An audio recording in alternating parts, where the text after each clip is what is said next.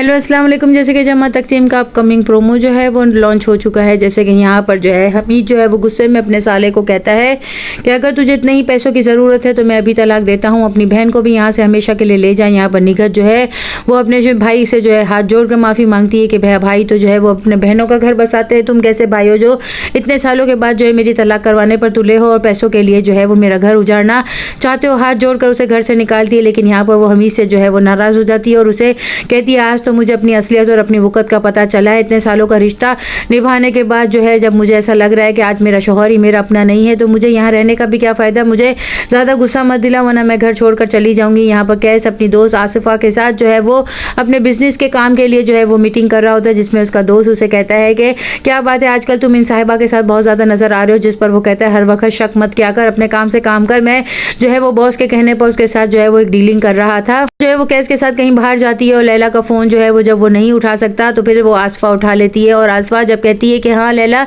मैं आसफा बात कर रही हूँ, कैस जो है वो बाहर की तरफ गया हुआ है, जिस पर जो है वो नाराज़ होकर फ़ोन बंद कर देती है और फिर आईने के सामने खड़े होकर कहने लगती है कि अगर मेरा फ़ोन मैं कर रही हूँ तो मुझे जो है वो बिल्कुल भी जवाब नहीं दे रहा, ना ही मैसेज कर रहा है, लेकिन यहाँ पर हर वक्त उसके साथ उसकी दोस्त चिमटी हुई है। आखिर ऐसा भी क्या है। यहाँ पर जो है वो और मजीद जो है वो अपनी बेटी सिद्रा का रिश्ता जो है वो एजाज के साथ करने के लिए तैयार हो जाते हैं। एजाज अपनी खाला के साथ आता है और राजदा उसे कहती है हम बहुत जल्द शादी की तारीख पक्की कर देंगे, जिस पर जो है वो कहती है कि ये तो बाहर दुबई जाना चाहता था, अच्छा हुआ इसे सिद्रा पसंद आ गई, अब मैं इसे कहीं नहीं जाने दूंगी और इसकी शादी हम बहुत जल्द जो है वो कर देंगे। यहाँ पर हमीद जो है वो अपनी बीवी को समझाता है कि मैं तो वो गुस्से में सिर्फ और सिर्फ तुम्हारे भाई को धमकी देने के लिए कह रहा था, मेरा असल में ऐसा कोई मकसद नहीं है। यहाँ पर उसके बच्चे जो है वो भी अपने बाप को कहते हैं इतने सालों की शादीशुदा जिंदगी के बाद भी आप अपने ताल्लुक को पूरा नहीं कर पाए, आप अपनी बेगम को जो है घर से निकालने की बात करते हैं। इसके वालिदैन जो है वो घर छोड़कर जो है दोबारा अपने घर जाना चाहते हैं, क्योंकि कैस की वालदा जो है वो लैला की बात और बदतमीजी सुन लेती है जब वो मेड को कहती है कि मुझे नहीं खाना खाना है, कि तुम मेरे घर की नौकरानी हो,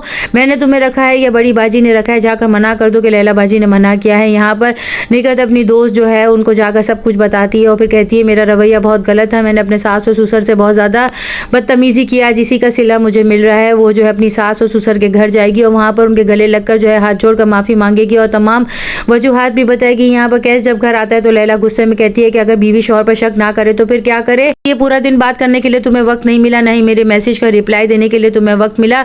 यहाँ पर तमाम भाइयों के दरमियान जो है अपनी अपनी ज़िंदगी में तफरका पड़ गया है। सब के सब जो है वो अब रफ़ीक साहब के घर दोबारा लौटेंगे। यहाँ पर दिखाया जाएगा कि एक ऐसा खानदान जिसकी तमाम औलादें बिछड़ गई हैं, लेकिन वो सब दोबारा अपने वालिदैन की जो है छाँव तले दोबारा आएंगे। नेक्स्ट एपिसोड में और क्या दिखाया जाने वाला है, चैनल के साथ बने रहें, लाइक करें, शेयर करें और सब्सक्राइब करें।